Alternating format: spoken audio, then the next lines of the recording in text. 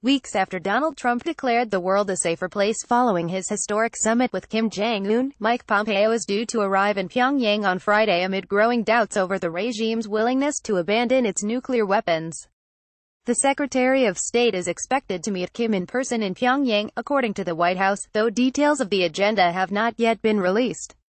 Pompeo, on his third visit to the North Korean capital, is expected to press Kim on a recent report suggesting that far from beginning the process of denuclearization, North Korea was making rapid upgrades to its Yongbyon nuclear complex.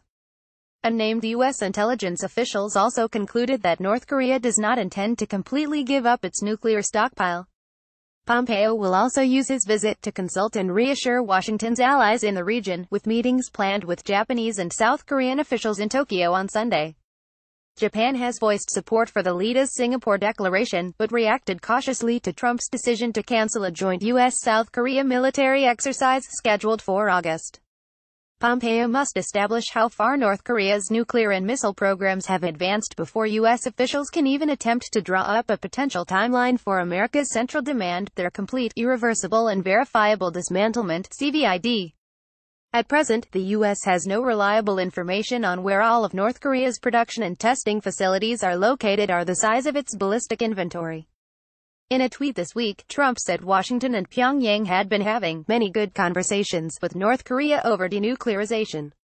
In the meantime, no rocket launches or nuclear testing in 8 months, he said. All of Asia is thrilled. Only the opposition party, which includes the fake news, is complaining. If not for me, we would now be at war with North Korea. Skeptics have pointed out that Kim no longer believes such tests are necessary now that the North has successfully developed an intercontinental ballistic missile, and that dismantling North Korea's missile and nuclear infrastructure represents a much tougher diplomatic challenge that could take years and cost billions of dollars, if it happens at all. Denuclearization is no simple task. Daryl Kimball, executive director of the Arms Control Association, wrote in a commentary.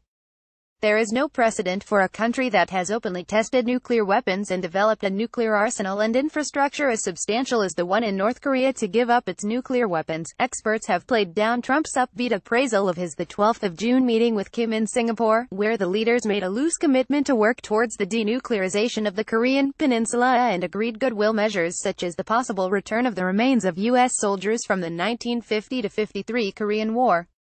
There are signs Pompeo might abandon all-or-nothing demands for CVID and replace them with incremental steps that South Korea has reportedly suggested would be more likely to secure Kim's cooperation. Washington has also come to accept that securing Chinese and Russian cooperation would be easier if it backed away from CVID in early talks with North Korea.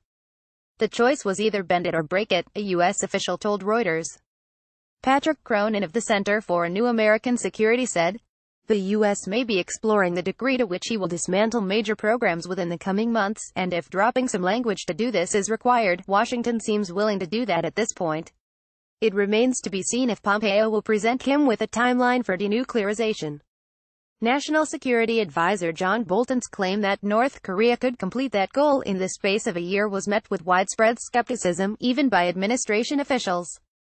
Earlier this week, State Department spokeswoman Heather Nauert declined to give a time frame for North Korea's denuclearization, saying, I know some individuals have given timelines, we're not going to provide a timeline for that. A lot of work is left to be done, certainly. We go into this eyes wide open.